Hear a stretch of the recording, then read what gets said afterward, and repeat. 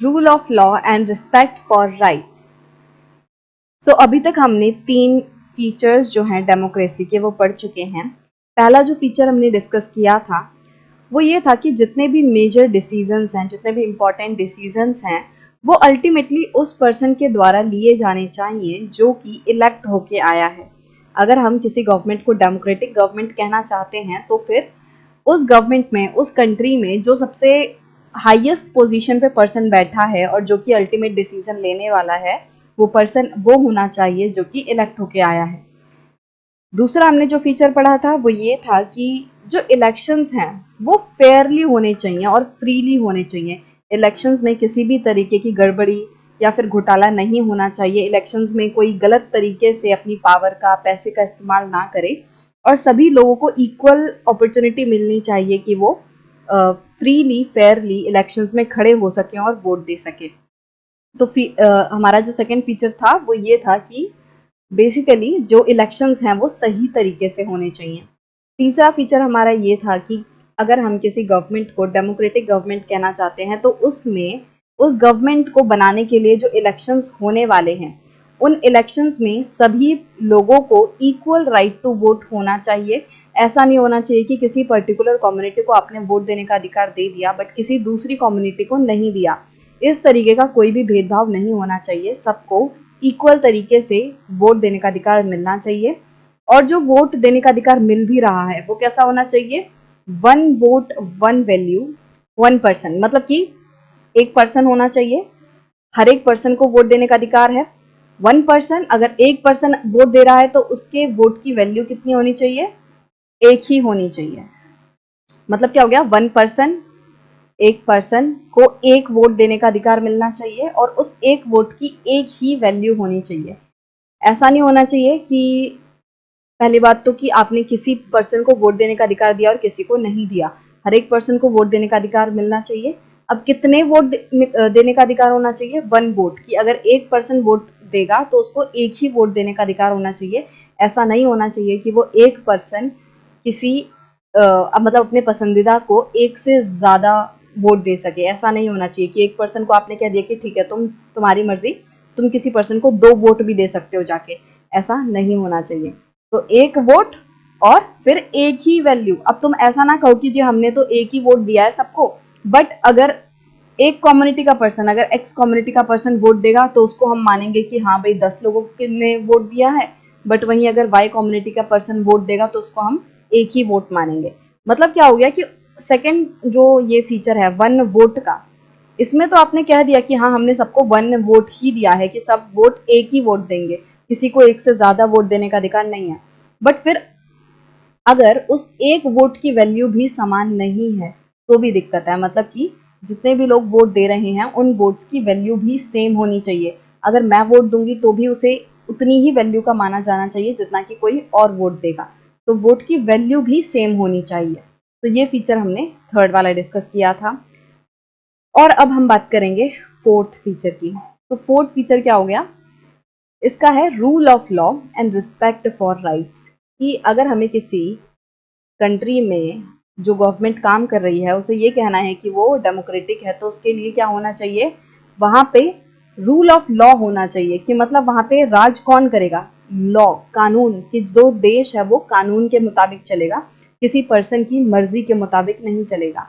तो पूरा proper law होना चाहिए। और फिर जो लोगों को राइट्स मिले हैं, जो लोगों को अधिकार दिए गए हैं, उनका प्रॉपर रिस्पेक्ट होनी चाहिए, उनको इज्जत मिलनी चाहिए और उनके राइट्स की प्रोटेक्शन होनी चाहिए।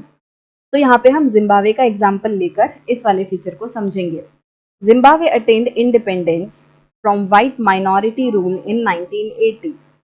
तो जिम्बाब्वे को 1980 में इंडिपेंडेंस मिली, आज़ादी मिली। किससे? वाइट माइनॉरिटी से। वाइट माइनॉरिटी मतलब कि वही चंद गोरे लोग, कुछ मुट्ठी भर गोरे लोग जिम्बाब्वे को रूल कर रहे थे, उसके ऊपर कंट्रोल कर रहे थे। जैसे कि इतनी बड़ी कंट्री है इंडिया, उसके सामने आप ब्रिटेन को देखोगे तो बहुत छोटा सा नजर आएगा, हमारे किसी स्टेट से भी छोटा नजर आएगा वो। बट ब्रिटेन ने इतने बड़े इंडिया पे रूल किया। तो वो वाइट माइनॉरिटी है कि छोटे से, मतलब बहुत कम संख्या के लोग आके हम पे रूल कर रहे थे।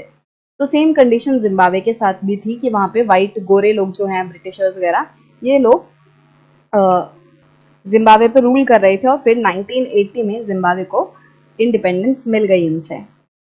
Since then the country has been ruled by ZANU-PF।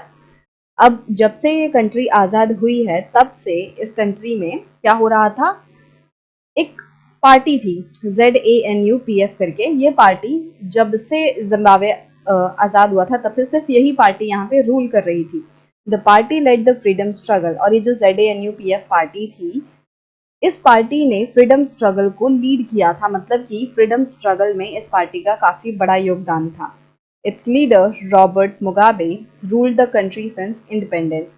तो इस पार्टी के जो लीडर थे रॉबर्ट मुगाबे, उन्होंने इनकी आज़ादी से लेकर 2017 तक रूल किया। 2017 में इन्हें हटा दिया गया, तो काफ़ी लंबे टाइम तक इन्होंने रूल किया। Elections were held regularly and always won by ZANU-PF। अब हुआ क्या कि हम कह रहे हैं कि जो रॉबर्ट मुगाबे थे उन्होंने ही इतने लंबे टाइम तक जिम्बाब्वे पे रूल किया, बट ऐसा नहीं था कि वो अपनी मर्जी से रूल कर रहे थे। कंटिन्यूसली जिम्बाब्वे में इलेक्शंस हो रहे थे और हर बार इलेक्शंस में जो ये ZANU-PF पार्टी है वो जीत के आ रही थी। और क्योंकि इस पार्टी को लीड कौन कर रहा था, रॉबर्ट, तो इसीलिए हर बार जो रूलर है एक तरीके से वो कौन बन रहे थे, रॉबर्ट बन रहे थे। मतलब हर बार प्रेसिडेंट रॉबर्ट बन रहे थे, बट ऐसा नहीं था अपनी मर्जी से बन रहे थे, वो प्रॉपर इलेक्शंस में जीत के आ रहे थे।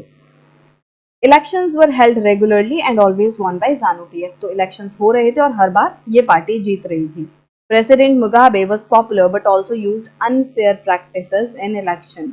अब हमें ये तो पता चल गया कि हाँ वो इलेक्शंस में जीत के आ रहे हैं, मतलब बहुत ज़्यादा जनता उन्हें वोट दे रही है, बट वो इलेक्शंस में अच्छे तरीके से जीत के नहीं आ रहे थे। वो इलेक्शंस में अनफेयर प्रैक्टिसेस का इस्तेमाल करते थे, गलत तरीकों का इस्तेमाल करते थे जीतने के लिए। गलत तरीके कैसे हो गए कि कुछ लोगों को, जो मतलब वोटर्स हैं, उन्हें कुछ चीज़ें गिफ्ट कर दी कि हम आपको मान लो टीवी देंगे, तो आप मतलब आप हमें वोट दो, हम आपको टीवी देंगे, हम आपको पैसे देंगे। किसी मतलब वोटर्स को 10-10 हज़ार रुपये दे दिए और फिर उसके बदले उनसे वोट मांगा। तो इस तरीके की चीज़ें, इस तरीके से लोगों को लुभा के उनको पैसा वगैरह दे के वोट खरीदा जा रहा है। तो इस तरीके के अनफेयर प्रैक्टिसेस को इस्तेमाल करके रॉबर्ट इलेक्शंस जीता करते थे। अब हमें पता है कि डेमोक्रेसी, वैसे भी एक फीचर तो यही है डेमोक्रेसी का, जो इलेक्शंस है वो फ्रीली एंड फेयरली होने चाहिए, राइट। तो एक फीचर तो हमारा यहीं पे वायलेट हो गया कि जो इलेक्शंस हैं वो अनफेयर प्रैक्टिसेस के थ्रू हो रहे थे, फेयरली नहीं हो रहे थे। अब हम आगे देखते हैं। Over the years, his government changed the constitution several times to increase the powers of the president and make him less accountable। अब हुआ क्या कि मतलब धीरे धीरे करके साल दर साल जो ZANU-PF पार्टी है जो गवर्नमेंट में थी, उसने क्या किया, उसने धीरे धीरे करके कॉन्स्टिट्यूशन में बहुत सारे चेंजेस करने शुरू किए, बहुत सारे चेंजेस लाए। और उन चेंजेस के थ्रू उन्होंने क्या किया कि जो प्रेसिडेंट के पास पावर है उसको इंक्रीज करने की कोशिश की कि ज़्यादा से ज़्यादा पावर हम प्रेसिडेंट को दे सकें और उसको अकाउंटेबल कम बनाएं। मतलब कि कुछ इस तरीके से चेंजेस लाए कि पावर तो प्रेसिडेंट की बढ़ जाए बट उसकी अकाउंटेबिलिटी कम हो जाए। अकाउंटेबिलिटी मतलब जो जिम्मेदारी है वो कम हो जाए। तो मतलब प्रेसिडेंट की पावर बढ़ाए जा रहे थे और उसकी जिम्मेदारी कम कर रहे थे कि कल को कुछ होगा देश में और लोग आके अगर प्रेसिडेंट के ऊपर उंगली उठाएंगे कि आपने चीज़ों को रोका क्यों नहीं, तो प्रेसिडेंट आराम से कह सके कि भाई मेरी जिम्मेदारी थोड़ी थी। तो इस तरीके से कॉन्स्टिट्यूशन में चेंजेस लाए जा रहे थे।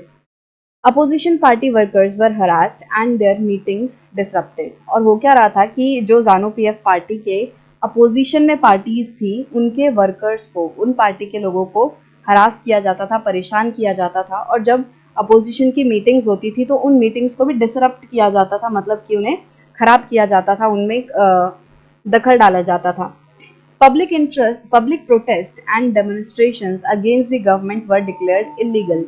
अब इस पार्टी ने क्या किया कि जितने भी पब्लिक प्रोटेस्ट वगैरह होते थे, कि अगर कोई कुछ लोग अगर मिलके गवर्नमेंट का प्रोटेस्ट करना चाहते हैं, विरोध करना चाहते हैं और डेमोन्स्ट्रेशंस करना चाहते हैं, मान लो रैली वगैरह निकालना चाहते हैं गवर्नमेंट के खिलाफ, तो इन सभी चीज़ों पे उन्होंने बैन लगा दिया ताकि कोई भी पर्सन गवर्नमेंट के खिलाफ आवाज़ ना उठा सके। There was a law that limited the right to criticise the president. और एक ऐसा लॉ पास किया गया जिसके थ्रू कि अगर कोई पर्सन प्रेसिडेंट को क्रिटिसाइज कर रहा है, उसकी निंदा कर रहा है, तो उसके खिलाफ एक्शन लिया जाएगा। तो कोई भी पर्सन ओपनली प्रेसिडेंट को इस तरीके से क्रिटिसाइज नहीं कर सकता था। Television and radio were controlled by the government and gave only the ruling party's versions. अब जो रूलिंग पार्टी थी ये जानू पीएफ, उसने क्या किया, उसने जो टेलीविजन्स थे, मतलब कि जो टीवी चैनल्स हो गए, रेडियो चैनल्स हो गए, इन सभी चीज़ों पे कंट्रोल करके रखा था। और ये जो मीडिया है, जो न्यूज़ चैनल्स हैं, वो सिर्फ वही चीज़ें दिखाते थे जो कि रूलिंग पार्टी के फायदे में होती थी, जो कि रूलिंग पार्टी को अच्छा दिखाती थी। There were independent newspapers but the government harassed those journalists who went against it. अब ऐसे न्यूज़पेपर भी थे जो कि इंडिपेंडेंट थे, जो कि अपने हिसाब से जो न्यूज़ हो रही थी, जो घटनाएं घटती थी, उनको दिखाते थे। बट जो गवर्नमेंट है वो क्या करती थी, वो ऐसे जर्नलिस्ट जो कि गवर्नमेंट के खिलाफ जाते थे उनको हरास करती थी, उन्हें परेशान करती थी।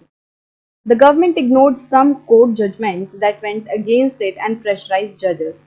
अब गवर्नमेंट क्या करती थी, वो ऐसी जजमेंट्स जो कि गवर्नमेंट के खिलाफ हैं उनको इग्नोर कर रही थी, उनको मान नहीं रही थी, और ऊपर से जजेस को प्रेशराइज भी कर रही थी, उनके ऊपर दबाव डाल रही थी कि वो गवर्नमेंट के पक्ष में ही जो न्याय है वो दे, मतलब कि जो रिजल्ट है, जो जजमेंट है, वो गवर्नमेंट के पक्ष में ही दें। इस तरीके से गवर्नमेंट जजेस को प्रेशराइज भी करती थी। He was forced out of office in 2017। और 2017 में क्या हुआ कि जब लोगों को रियलाइज होना शुरू हो गया कि जो ये पार्टी है, जो जिसे कि रॉबर्ट मुगाबे लीड कर रहे हैं, ये पार्टी सही तरीके से रूल नहीं कर रही। और अल्टीमेटली 2017 में क्या हुआ कि इस पार्टी को निकाल दिया गया, मतलब कि जो रॉबर्ट रूल कर रहे थे उनको हटा दिया गया, उनका रूल खत्म कर दिया गया। The example of Zimbabwe shows that popular approval of the ruler is necessary in a democracy, but it is not sufficient. अब जिम्बाब्वे के एग्जाम्पल से हमें ये तो समझ आता है, और हमने पहले जो फीचर्स पढ़े हुए हैं डेमोक्रेसी के, उससे भी हमें ये समझ आता है कि हाँ, किसी भी कंट्री को डेमोक्रेटिक कंट्री होने के लिए ये ज़रूरी है कि उसमें इलेक्शंस हों।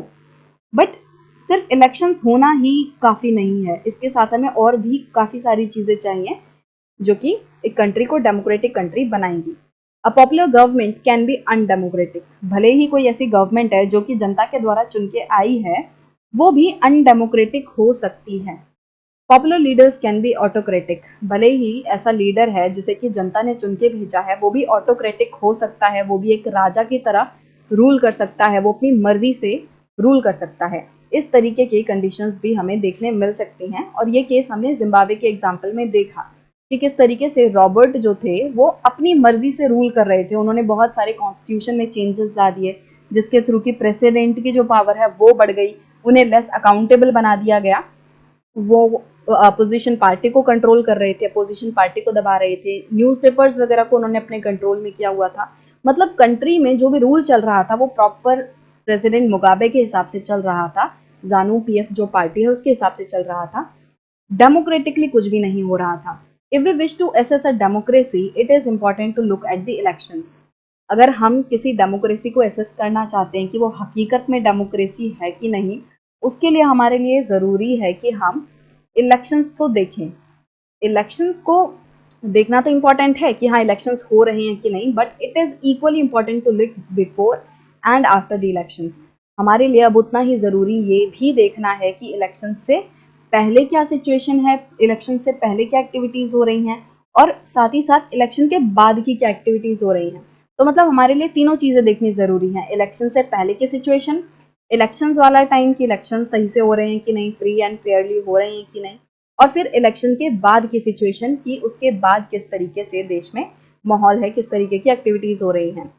There should be sufficient room for normal political activity. मतलब देश में इस तरीके का माहौल होना चाहिए कि नॉर्मल पॉलिटिकल एक्टिविटीज़, जैसे कि किसी को अपोजिशन करना है, अगर गवर्नमेंट का काम किसी को पसंद नहीं आ रहा तो वो फ्रीली उसका अपोजिशन कर सके, इस तरीके का माहौल होना चाहिए बिफोर द इलेक्शंस की।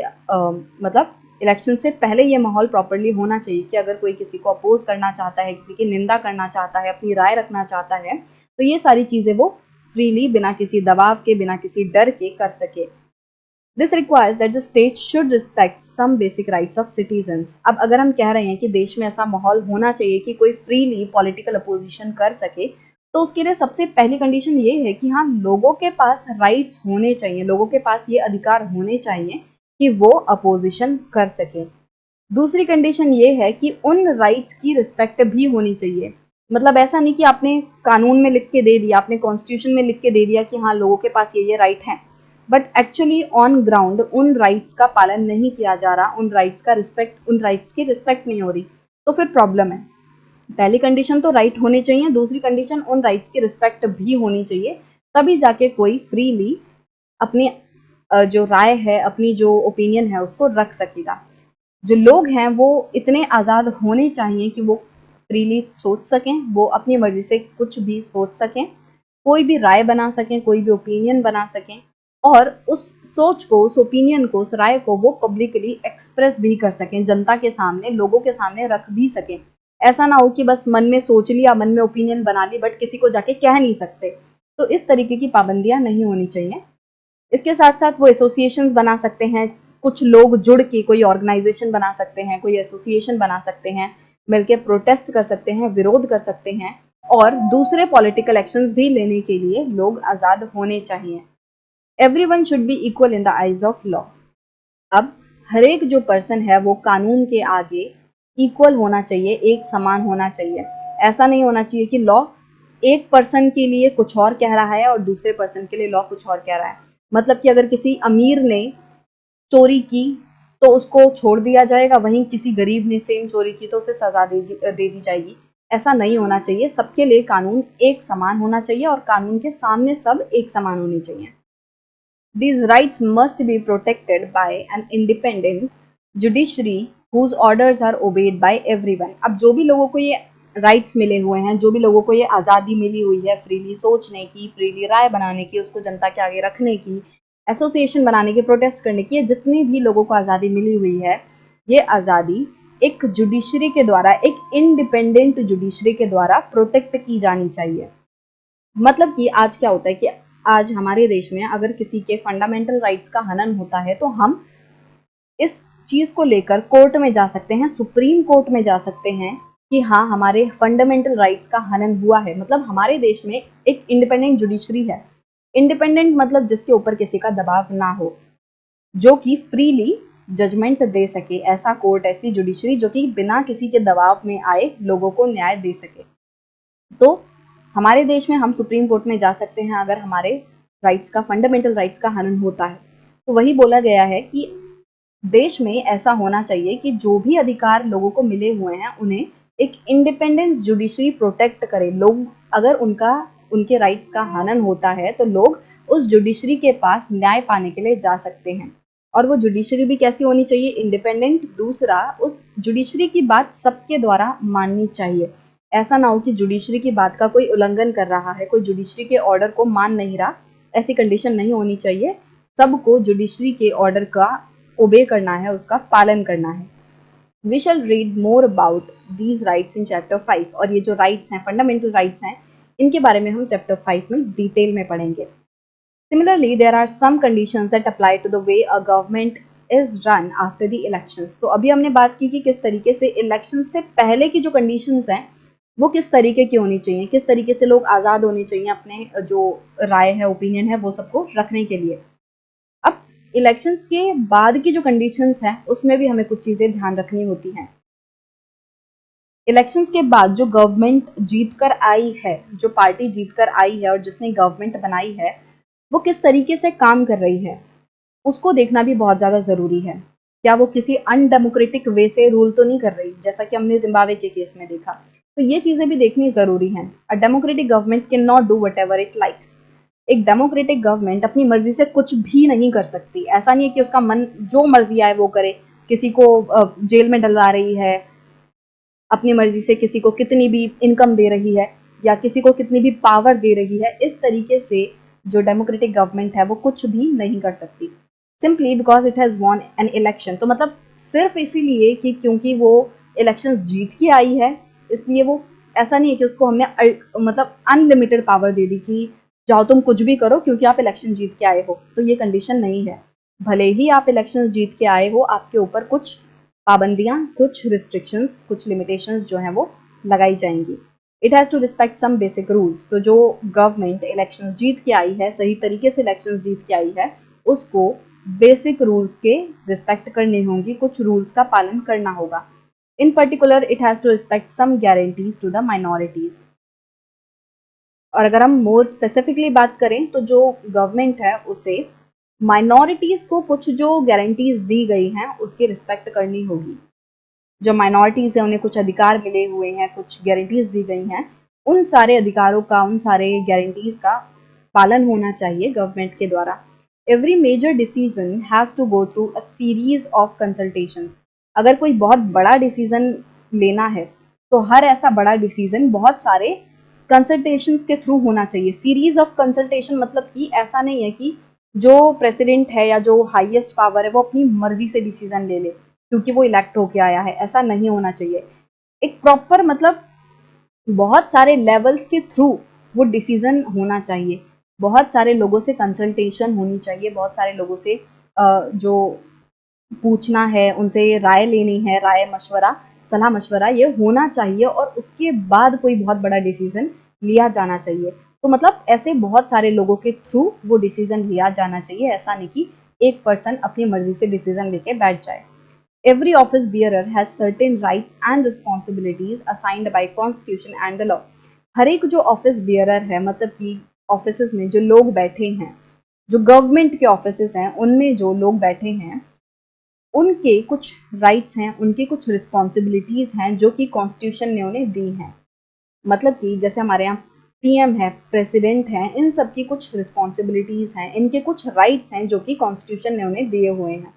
Each of these is accountable not only to the people but also to other independent officials. अब ऐसा नहीं है कि ये जो लोगों को ऑफिसेस मिले हुए हैं, रिस्पॉन्सिबिलिटीज मिली हुई हैं, ये अपनी मर्जी से कुछ भी कर सकते हैं, ऐसा नहीं है। ये जनता को अकाउंटेबल होंगे, जनता के प्रति जिम्मेदार होंगे कि वो जो भी काम कर रहे हैं उनसे जनता पूछ सकती है कि आपने ये क्यों किया, आपने क्या किया, आपने किस लिए किया। इस तरीके के जवाब जनता जो ऑफिस बियरर्स हैं उनसे मांग सकती है, उनसे क्वेश्चन कर सकती है। तो जो ये ऑफिस बियरर्स हैं मतलब कि जो ऑफिस में लोग बैठे हैं या जो लोग चुन के आए हैं, ये जनता के प्रति अकाउंटेबल हैं और दूसरे जो इंडिपेंडेंट ऑफिशियल्स हैं उनके प्रति भी अकाउंटेबल हैं। मतलब कि पीएम जो है वो प्रेसिडेंट को अकाउंटेबल होगा, पीएम जो है वो जो हमारी काउंसिल होती है, कैबिनेट होती है, पार्लियामेंट होती है, उनको अकाउंटेबल होगा, साथ ही साथ जुडिशरी को अकाउंटेबल होगा। तो मतलब जो दूसरे हमारे पास इंडिपेंडेंट ऑफिशियल्स हैं उनके प्रति भी एक जो पर्सन ऑफिस में बैठा है, एक जो पर्सन जीत के आया है इलेक्शंस में, वो अकाउंटेबल होगा। तो जनता के प्रति भी अकाउंटेबल होगा और दूसरे इंडिपेंडेंट ऑफिशियल्स के प्रति भी अकाउंटेबल होगा। We shall read more about this in chapter 4। अब ये किस तरीके से इंडिपेंडेंट ऑफिशियल्स होते हैं, किस तरीके से अकाउंटेबिलिटी होती है, ये सारी चीज़ें हम चैप्टर 4 में पढ़ेंगे। Both these aspects give us the fourth and final features of democracy. अभी जो हमने चीज़ें पढ़ी कि हाँ इलेक्शन से पहले हमें कुछ कंडीशंस का ध्यान रखना है, इलेक्शंस के बाद हमें कुछ कंडीशंस का ध्यान रखना है, तो इस चीज़ से हमें हमारा चौथा जो फीचर है डेमोक्रेसी का वो मिलता है।